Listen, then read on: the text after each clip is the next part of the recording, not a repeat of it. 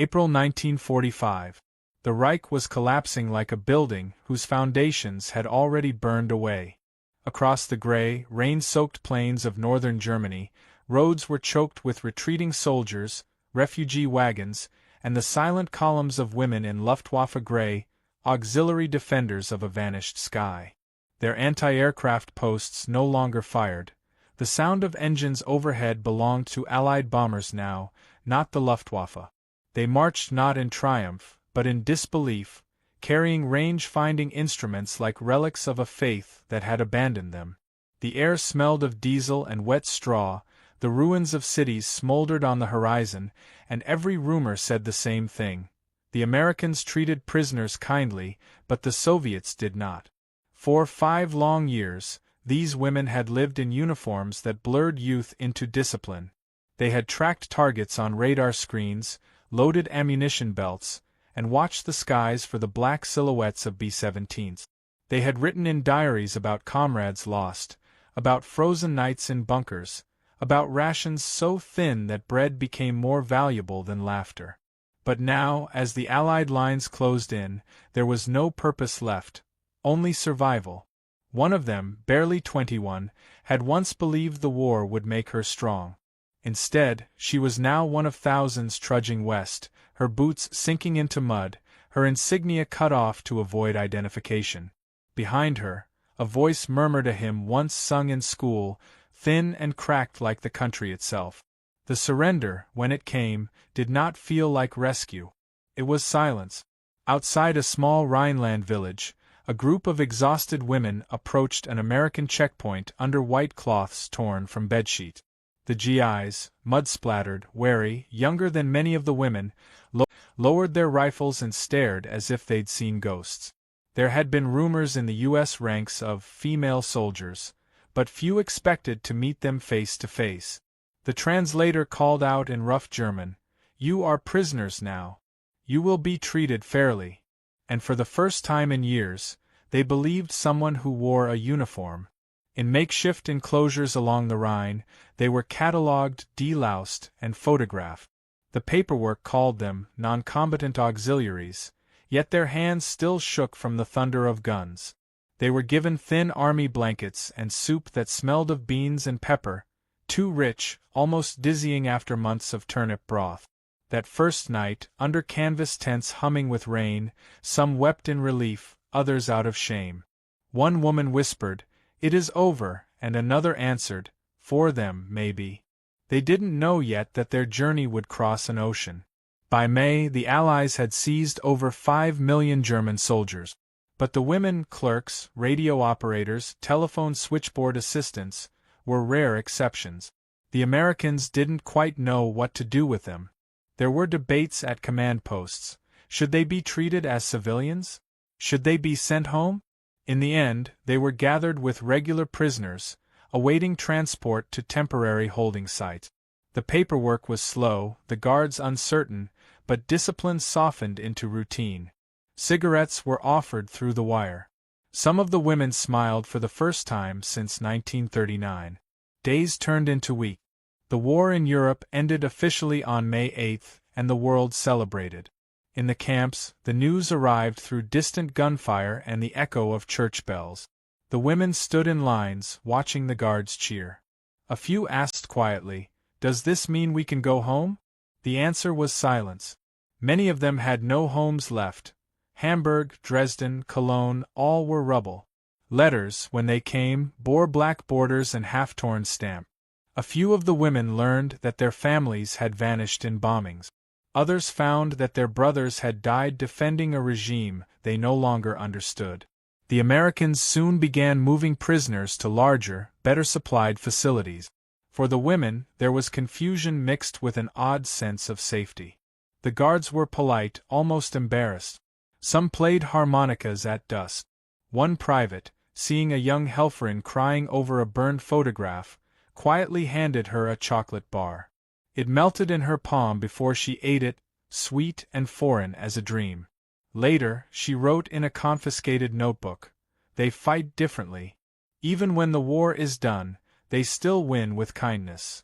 By early summer, Ships were crossing the Atlantic with thousands of German POWs bound for America.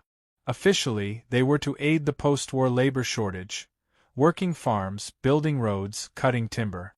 For many of the women, the destination was unclear. Some were told they would be processed abroad. Others only realized, standing on docks near Le Havre, that the horizon they faced was not home but exile. The sea smelled of salt and diesel. Gulls circled above like watchful spirits. The guards, mostly Midwestern farm boys, joked about, giving the Fräuleins a look at real food. The women stared at the gray waves and wondered if they'd ever see the Rhine again. The voyage took 2 weeks. Storms rolled across the Atlantic, and the women stayed below deck, shivering in converted troop holds that still smelled of fear and oil. At night they whispered about what awaited them in America. Camps, interrogations, maybe even factories. One girl had seen a photograph of New York once, and said she wanted to see the skyline before she died. Another said she didn't care, as long as she could sleep without sirens. They had all been raised to think of America as both enemy and myth, a place of chewing gum, jazz, and impossible machines. The reality would be stranger still. When the ship finally approached New York Harbor, the sun was rising behind low clouds, turning the water the color of tin. The women crowded the rail, their breath misting in the cold air. Then someone pointed, and a murmur rippled through the group, a figure of copper green against the morning fog. The Statue of Liberty. None spoke for a long time. For prisoners, it was an almost indecent sight, a symbol of freedom staring down at those who had lost theirs. They disembarked in silence, boots thudding on wooden piers marked by American flags. Officials moved briskly, stamping forms, directing them toward waiting trucks. Some GIs stared openly, others averted their eyes. The women tried to stand straight, their dignity stitched together by habit. Cameras flashed. One photo from that morning would later appear in Life magazine, captioned simply, "Captured German women arrive in New York." To the American public, it was a curiosity. To the women, it was the end of one world and the bewildering beginning of another. The convoy rolled north through streets lined with billboards and neon signs advertising soap and cigarette. To the prisoners, even the smell of the city, coffee, gasoline, rain, felt unreal. One woman later wrote, "Everything was too big. The cars, the buildings, even the sky." Yet beneath their awe was fear. What awaited them beyond the wire this time? Punishment, or something they could not yet name. As the trucks turned toward a place called Camp Shanks, the rain began again, steady and cold. Camp Shanks. The rain began again, steady and cold. A guard shouted orders. The women lifted their chins, watching the blur of green hills and telephone poles slip by. Somewhere ahead lay the camp where they would eat, sleep, and think about the war that had made them old before their time. And though none could imagine it then, one morning in that camp, under a mess tent roof, they would meet a symbol of America's power so simple, so absurdly ordinary, that it would leave them speechless, a yellow fruit from a land they'd never seen, larger than anything they had ever known. The trucks reached Camp Shanks just before dusk. A drizzle had turned the roads to liquid glass, and the air carried the tang of sea salt from the Hudson. The women were herded through a double gate under searchlights that hummed like angry insects. Inside stretched a geometry of wooden barracks, water towers, and fences glinting with fresh wire. To the exhausted German auxiliaries, it looked at once like a prison and a small, efficient city. The guards called it the last stop before home. For them, home meant Kansas or Ohio. For the women, it meant a place that no longer existed. They were processed quickly, numbers inked on tags, questions asked in clipped English. Some guards looked curious, others cautious. Few had seen female POWs before. The Americans were polite but firm. A corporal pointed them toward a steaming tent that smelled faintly of soap and boiled meat. Inside, the noise of clattering trays and English chatter rose around them like a storm they couldn't translate. For months they had eaten black bread and watery soup. Now they faced tables loaded with tins of peaches, coffee, white bread soft as clouds, and something yellow piled in crates at the end of the line. One of the women, a 22-year-old former rangefinder operator from Bremen, stopped and stared. She thought at first they were candles, curved and shining. Another whispered, "Bananen?" The word felt foreign, almost mythical. Before the war, a single banana in Germany had been an expensive curiosity from Africa or the Caribbean, rationed and half-green. Most of these women had never tasted one. The sergeant serving them laughed softly. "Go ahead," he said, pushing a fruit onto her tray. "Welcome to America." She held it like porcelain, unsure whether to peel or slice it. When she bit in, the sweetness startled her. Others followed, murmuring in disbelief, soft exclamations in German rising amid the smell of coffee and butter. Later, they would talk about that first meal more than any interrogation or march. The bananas became a symbol of something too large to name: prosperity, normalcy, the impossible luxury of abundance. One woman wrote in her diary that night, "It tasted like sunlight. I realized how small our world had been." The camp itself ran on routine.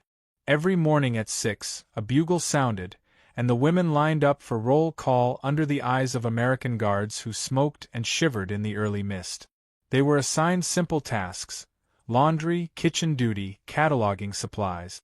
For their work they earned a few cents a day, paid in coupons redeemable for toiletries or chocolate bars. The Americans insisted the Geneva Convention required dignity. To the women, it felt like an education in an alien language of fairness. In off hours they heard music drifting from the recreation hall, swing tunes from a radio station called WNEW. The rhythm made them uneasy at first. It belonged to the enemy who had flattened their cities. But gradually the tempo worked into their blood. Some began humming while they swept floors. At night, from across the wire, laughter carried from the American barrack. It sounded young. The guards too changed. Curiosity replaced suspicion. One day a lanky private from Minnesota offered a group of women chewing gum. They stared at the soft pink pieces as if they were medical samples. He showed them how to chew and blow bubbles. When one woman accidentally swallowed hers, the others erupted in embarrassed giggles, the first genuine laughter the camp had heard from them. The private grinned. "See? You're practically American now." Letters arrived through the Red Cross, some unopened because there was nowhere to send them back. The women learned fragments of English from food labels: corn, milk, soap. The camp library, donated by a local church, included children's readers, and soon groups of POWs were practicing out loud. "This is a tree. This is a house." The guards watched, half amused, half moved. Yet the strangeness of captivity never faded. Each night, as floodlights flickered over the fences, the women lay awake listening to the creak of the guard towers and the distant rumble of trains heading west. Freedom, they realized, could have a sound, and it was somewhere beyond those tracks. Some prayed. Others dreamed of Germany rebuilt, of families still alive. Rumors spread that they might soon be sent to work on American farms. One sergeant explained that prisoners were helping harvest crops because so many men were still overseas. The idea of touching real soil again made several of them weep. Another rumor claimed they'd be repatriated before Christmas. No one knew which to believe. One evening, after roll call, the kitchen staff discovered that the mess supply had delivered too many crates of fruit. The same yellow fruit. They were told to distribute them to the women before they spoiled. Soon the barracks smelled of ripening bananas, sweet, heavy, unfamiliar. Someone pinned one to the wall with a note: "Evidence of civilization." The Americans laughed when they saw it, but the joke hid something deeper. To these defeated women, even the fruit felt like proof that another kind of world existed, one not built on ration cards and propaganda, but on excess so casual it bordered on mercy. As summer warmed the Hudson Valley, the camp softened. Guards loosened their tone. The prisoners began tending small gardens between barracks, coaxing beans and marigolds from the soil. A Red Cross photographer visited, and asked for a picture of the German girls smiling. They posed awkwardly, holding tools and wearing mismatched khaki uniforms. When the photograph later appeared in a local newspaper, the caption read, "Enemies learn democracy through hard work." None of them knew what democracy truly meant, but they sensed it in the small freedoms creeping into their days: the right to laugh, to taste, to hope without permission. Occasionally, passing soldiers would stop outside the fence to stare. Some whistled, others offered candy. A few women blushed, uncertain whether to feel insulted or seen. The war had stripped them of femininity, and now, under the American sun, they felt human again and guilty for it. Weeks turned into months. The rhythm of the camp became predictable, almost domestic. One foggy morning, as breakfast was served, a supply truck rumbled in bearing a new shipment from the quartermaster's depot. Crates stamped Ecuador, U.S. Army spilled across the mud. The driver cursed the humidity, and a banana fell, splitting open on the ground. The sight stopped a young guard in his tracks. "Crazy, huh?" he said to no one in particular. He said to no one in particular. "We fight a world war, and the enemy's eating better than my folks back home." His voice was joking, but the women who heard it said nothing. They understood too well what hunger meant. That afternoon, a rainstorm swept through, drumming on tin roofs and pooling between barracks. The smell of wet earth mingled with the sweet decay of overripe fruit. From somewhere inside, someone began to sing softly, a lullaby remembered from childhood. Others joined until the camp echoed with fragile harmony. Outside the fence, an American sentry lowered his head, listening. When the rain stopped, a rainbow arched faintly over the camp. The women watched it fade, half believing it was some American trick. None of them noticed the convoy of trucks assembling beyond the gate, engines idling. The next morning, orders would come down: transfer to a new facility farther inland. Another journey, another unknown horizon. For now they sat on their bunks, the air thick with sweetness and uncertainty, wondering if the world beyond the wire could ever taste as strange and as merciful as a single American banana. By late summer of 1945, Camp Shanks had settled into a strange rhythm, a place suspended between punishment and privilege, where the enemy learned how their conquerors lived. Morning mist rose from the Hudson, curling over the fences like cautious ghosts. Inside the compound, the German women swept barrack floors, folded laundry, and cooked under the supervision of American corporals who called them ladies, not prisoners. To the women, that word felt heavier than any chain.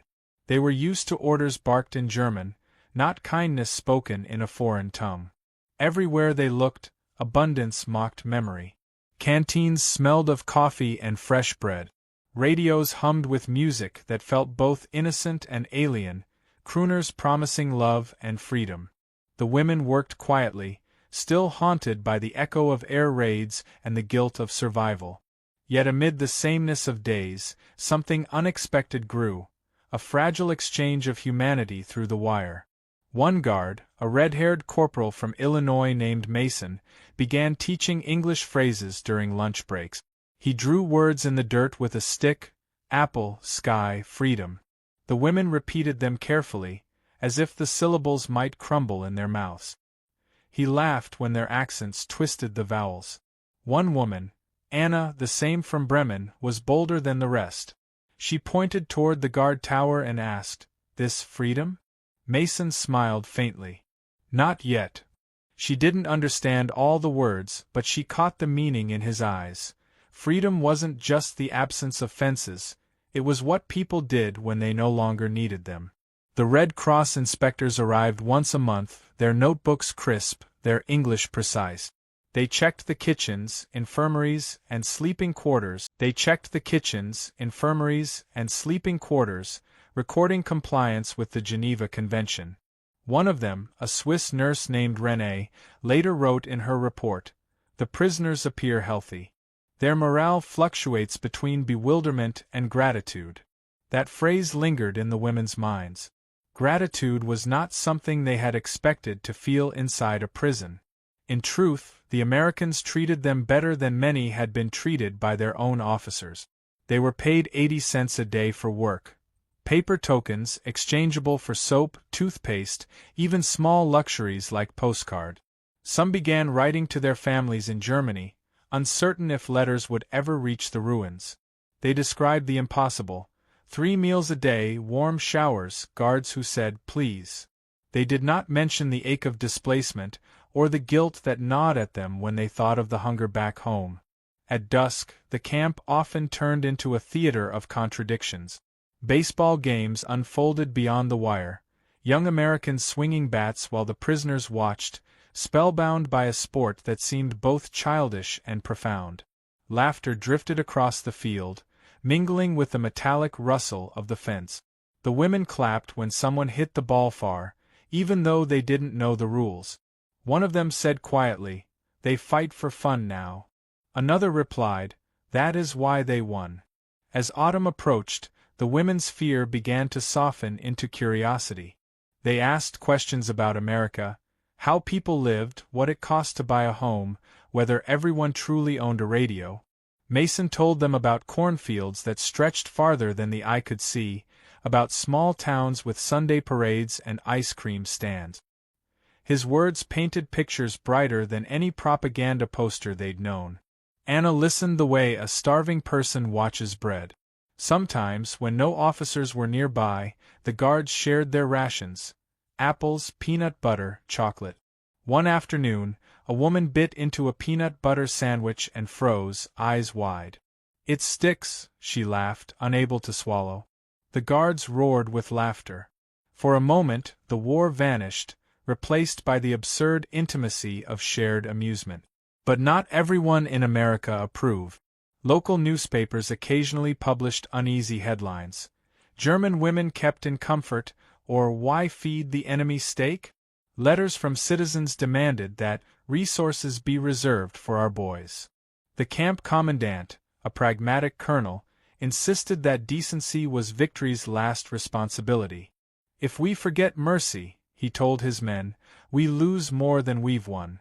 The guards respected him for it.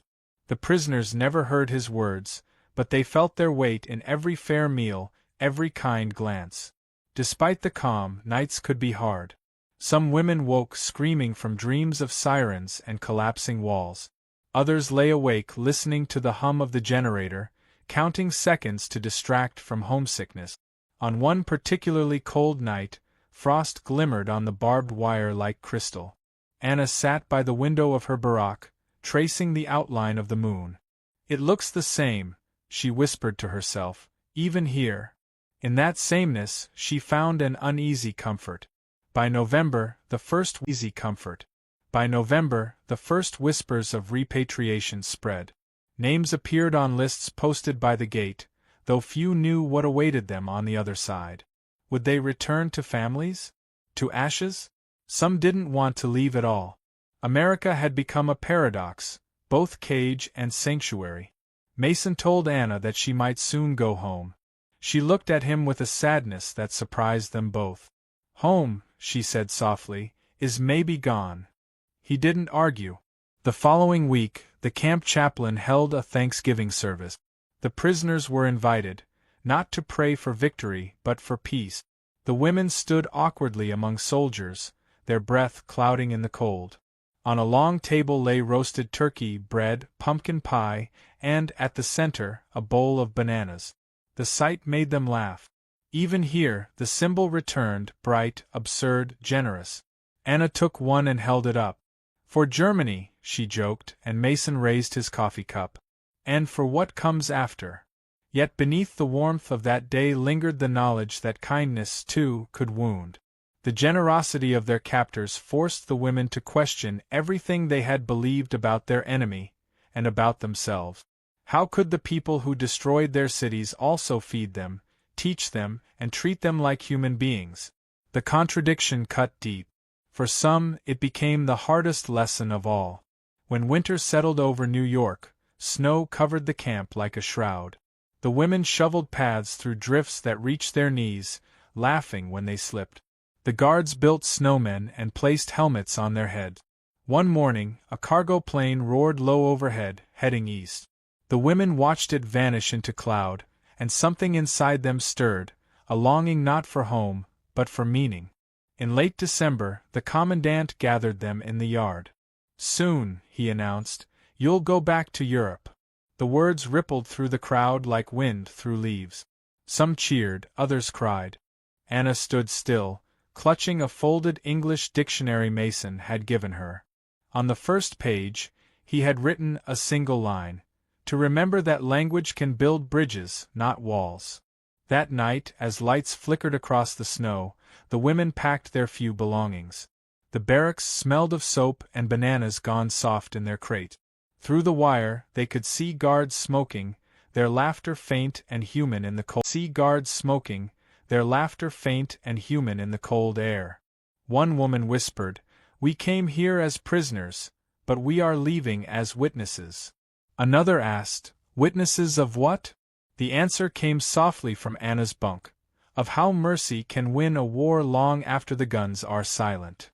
Outside, the wind carried the faint whistle of a departing train. It sounded almost like the sea, the promise of distance, of an ending that wasn't quite an end. And somewhere beyond the river, ships waited under winter fog, ready to take them home to a land that would never taste the same again. Autumn, 1946. The Hudson shimmered gray under the morning fog as the Liberty ship Marine Tiger groaned against its moorings, preparing to sail east. Along the pier stood rows of German POWs, men first, then women, each carrying a duffel stamped U.S. Army property. Their breath mingled in the cold, forming a thin veil of humanity before the steel. Anna stood among them, clutching a single suitcase that held everything she owned: 2 sets of khaki clothes, a bar of soap, and the English dictionary Mason had given her.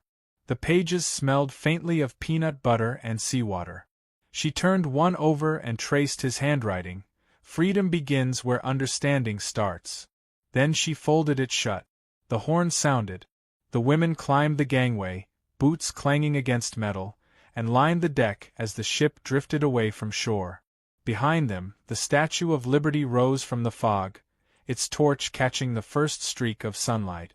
Some saluted it, others turned away. Anna could not. She stared until her eyes blurred, not in defiance but in confusion.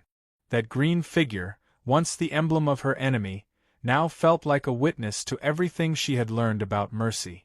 She whispered to herself, "How strange that freedom waves goodbye." The voyage was long and rough. The Atlantic in October showed no kindness. Waves slammed the hull, sea spray crusted in the women's hair, and the air below deck reeked of diesel, damp wool, and fear. They slept in narrow bunks, sharing whispered stories to chase away the loneliness. One spoke of her fiancé, last seen near Stalingrad, another of a brother rumored dead in Dresden. Anna listened and said little. Each night, when the generator hummed, she imagined the baseball field back in Camp Shanks, the laughter, the music, the smell of fried potatoes. She even missed the guards. The irony stung like salt. 10 days into the voyage, the ship's cook, a black American sergeant from Georgia, took pity on the seasick passengers. He set out bowls of rice pudding and, miraculously, a crate of bananas from the cargo hold. The fruit, bright against the gray sea, drew gasps from the women. Someone joked that even the ocean couldn't escape America's excess. Anna peeled hers slowly, the scent filling her memory with mornings in the mess tent, the laughter, the first moment she realized the war had made her small. She took a bite and smiled weakly. "Twice as big," she murmured. The sergeant raised an eyebrow. "What's that now?" She shook her head. "Just America." When the ship reached Europe, the sky was a pale bruised blue, the kind that seemed to hold its breath before rain. The port of Le Havre lay in ruins, cranes twisted, warehouses hollowed out, the earth itself weary. The women disembarked into a silence so complete it felt sacred. The Americans handed them over to French and British officers, who checked lists and directed them toward trains heading east. The uniforms, the guards, the fences, All began again, though smaller, colder, and less kind. The train clattered across a scarred continent. Through shattered windows, Anna saw villages half buried in rubble, rivers choked with bridges collapsed like broken spines. Children waved from the fields, their faces thin but curious. Each town smelled of soot and boiled turnip. Somewhere near Cologne, the train slowed, and she glimpsed her homeland's bones. Blackened spires, streets without names, ghosts moving through the fog of what had been. She pressed her forehead to the glass. "So this is victory," she whispered. At the border station, officials took their names again, stamping documents that looked tired of their own ink. The women were told they were free to go, no welcome, no instructions. Just freedom in the abstract. Some cried, others laughed in disbelief. Anna walked until her boots split at the seams.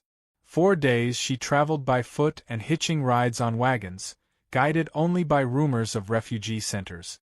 She found one in a half-collapsed schoolhouse near Bremen. Inside were rows of cots, soup pots steaming faintly, and a nurse handing out ration cards. The walls smelled of mildew and despair. Germany, she learned, was starving. The average ration in her zone was 1,200 calories a day. Bread lines snaked for blocks, and coffee was brewed from roasted acorns. American occupation trucks rumbled through towns, distributing powdered milk and cigarette. The sight of their white stars made people stare with a mix of resentment and longing. The irony was impossible to miss. The nation that had bombed them was now feeding them.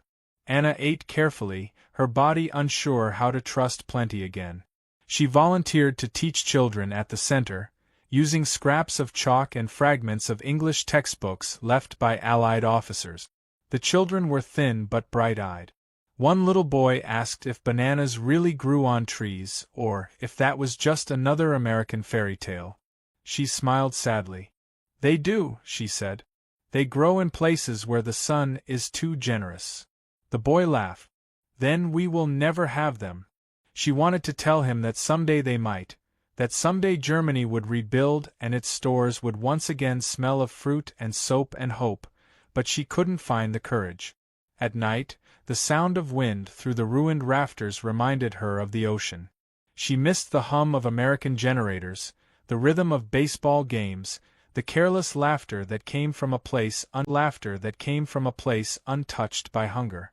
Once, she dreamed of Mason standing beyond a wire fence, tossing her a banana.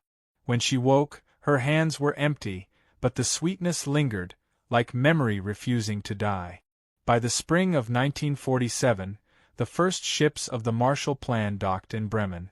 Crates stamped USAID piled up on the docks. Flour, canned meat, medicine, even fruit. The children gathered to watch as American soldiers unloaded the supplies. Among the cargo, she saw it again. A crate marked Ecuador U.S. Army Quartermaster Supply. The label blurred through her tears. She reached out, brushed the wood with her fingertips, and felt the weight of an entire journey collapse into that single moment. The fruit that had once been a symbol of defeat was now a promise of rebirth. The rebuilding began slowly, as all healing does. Markets reopened. Women swept glass from shop floors. Men returned from captivity, gaunt but alive. Anna walked through the streets, now dotted with color again, clotheslines, painted signs, even laughter. Yet she knew something fundamental had shifted inside her. The war had taken her youth, but captivity had given her something rarer: perspective. She understood now that the strength of a nation wasn't in its armies or its slogans, but in how it treated its enemies when the fighting stopped. One afternoon, she peeled another banana, smaller this time, grown in a new Germany rebuilding from ash. Around her, children played in the street, their laughter bright against the clatter of rebuilding. She thought of Mason, of the cook, of the ship, of the kindness that had felt almost unbearable. And she realized that mercy, once tasted, could never be forgotten. The church bells rang somewhere beyond the ruins, echoing over the city. She looked up and whispered, "We learned too late that goodness wins wars more deeply than guns ever could." Her voice caught, and she smiled faintly, as if speaking to someone just beyond hearing. The wind carried the scent of spring, of bread, of distant fruit ships arriving at port. Somewhere across the ocean, America went on with its life, unaware that in a quiet corner of a shattered Europe, a woman was teaching children how to pronounce an English word that once defined her captivity. She wrote it carefully on the blackboard, chalk trembling in her hand. Freedom. Then she drew a small yellow arc beside it and said softly, "And this is what it tastes like."